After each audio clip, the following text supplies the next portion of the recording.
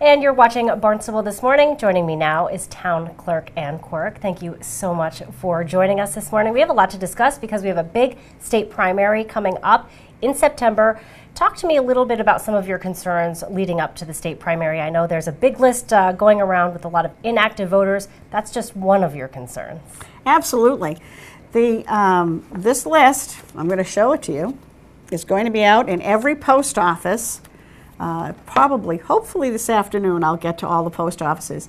There are over 4,000 names on this list of people who are inactive, which means when they go to the polls, and hopefully everybody is going to the polls, on Thursday, September the 8th, to vote in the state primary, they may have a problem. They'll have to fill out paperwork, they'll have to prove that they live at the same address that we have them at, and it's because we haven't heard from them. And this is all tied to census.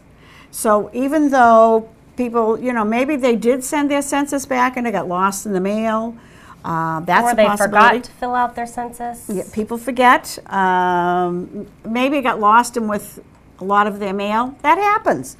But we need to hear from them. We need either a phone call or for them to stop by and see us so we can get this straightened out for them. And it'll be much easier, I think, for them at this stage of the game to fix the problem than to try and fix it the day of the election when they're headed to the polls. Absolutely. It's always harder the day of the election. It ties up the lines. It ties you up.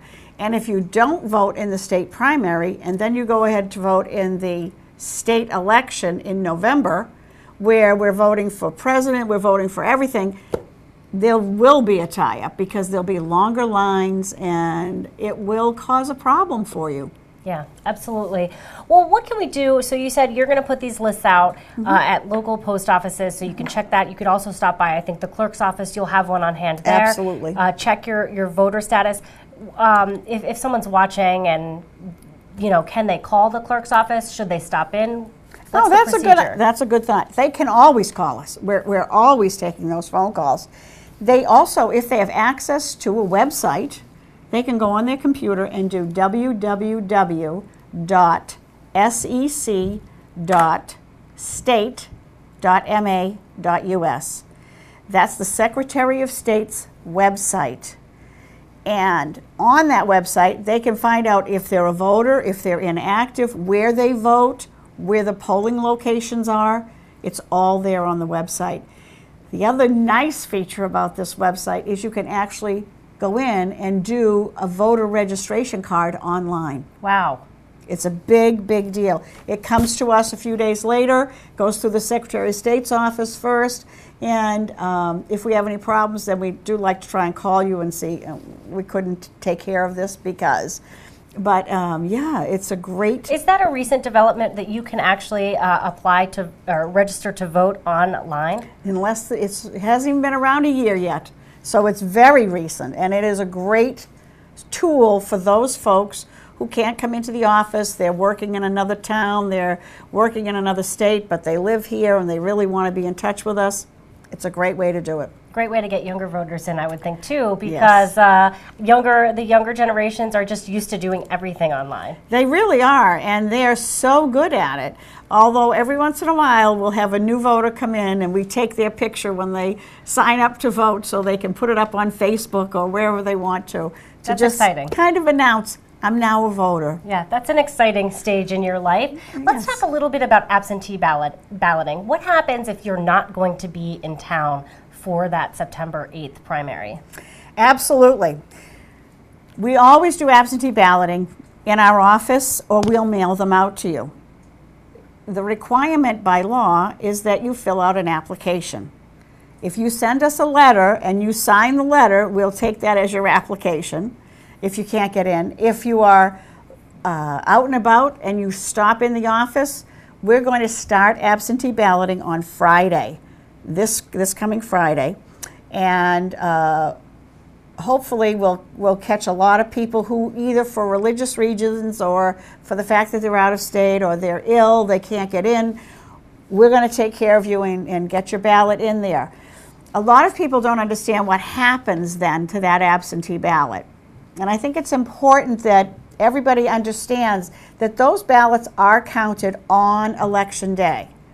You fill out your form, you fill out your ballot, you put it in an envelope, and on that envelope we have to have your signature.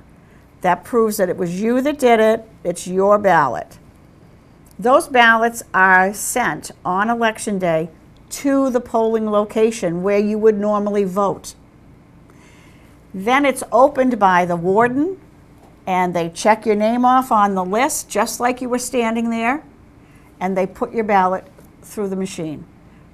I would have assumed that they were counted beforehand or maybe after. So interesting to know that they are actually, it's almost as if you were voting that day. Just as if you were standing right there in line with everyone else. That's how it's done.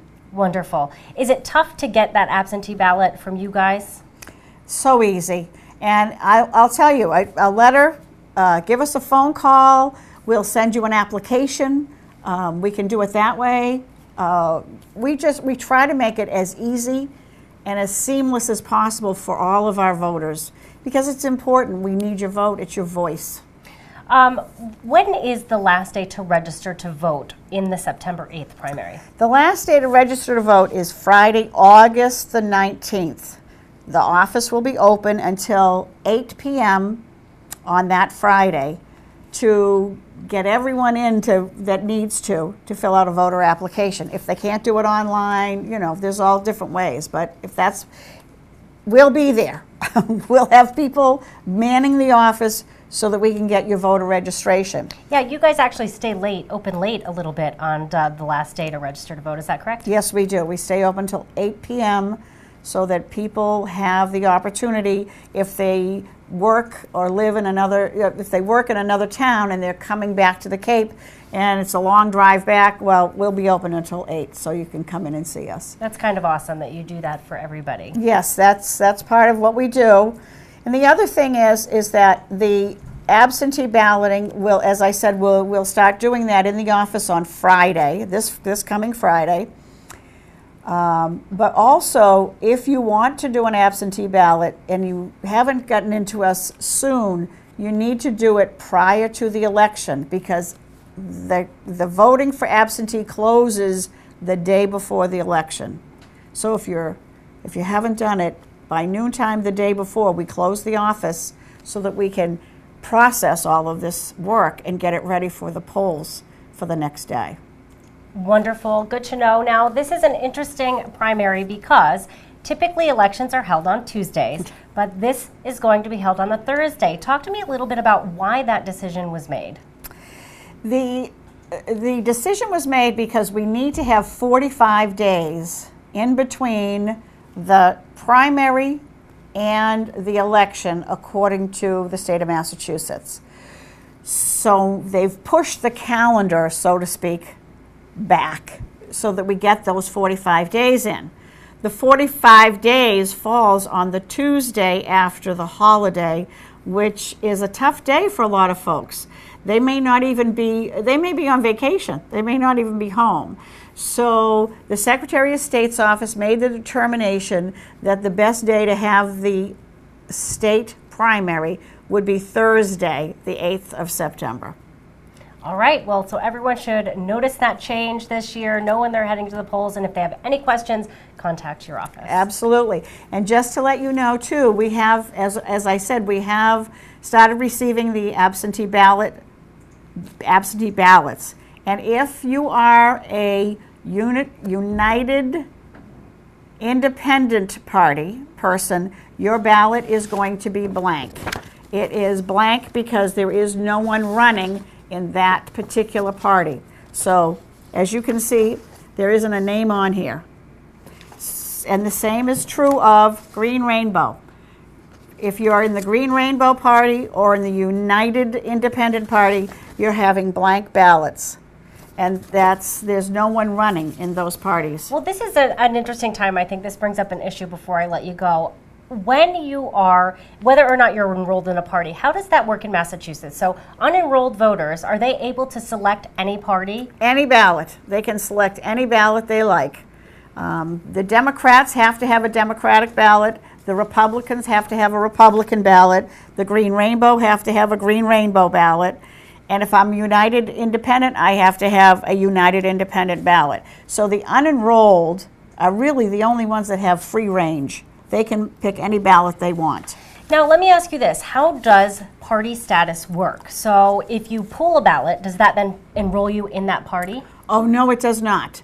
You are still in your, if you are unenrolled, you'll remain unenrolled, and whether you choose any one of the 4 ballots, that's your choice. At the end of the day, you're still unenrolled. We don't change who you are or what your preference is. We just have to know what ballot you're taking, which brings up another thing. When you go to the polls and someone asks and repeats your name and your address, and then they ask you, you're unenrolled, what ballot would you like? That has to be repeated by the poll worker. We're not announcing it to the world, but it's part of the job of being a poll worker, and it's part of the rules under the state of Massachusetts. You have to announce that this person has taken a Green Rainbow ballot. And the same is true when you check out. They have to ask you that question. I'm just thinking that's just to make sure that you have the right ballot That is correct. you requested. That is correct. Just to prevent any problems from occurring. Correct. So let's say someone decided, well, right now I'm a registered Republican, but I want to choose a Democratic ballot. Do they have time to switch their party before the primary election? They have until August 19th. So just like the enrollment period. Yes. All right. Well, thank you so much, and good luck this election season. I know Thank it's you. a busy time in your office. Very busy, but come and see us. Will do. Thank you All so right. much. Thanks. My guest this morning was Town Clerk Ann Quirk. For Barnstable This Morning, I'm Sarah Mantle.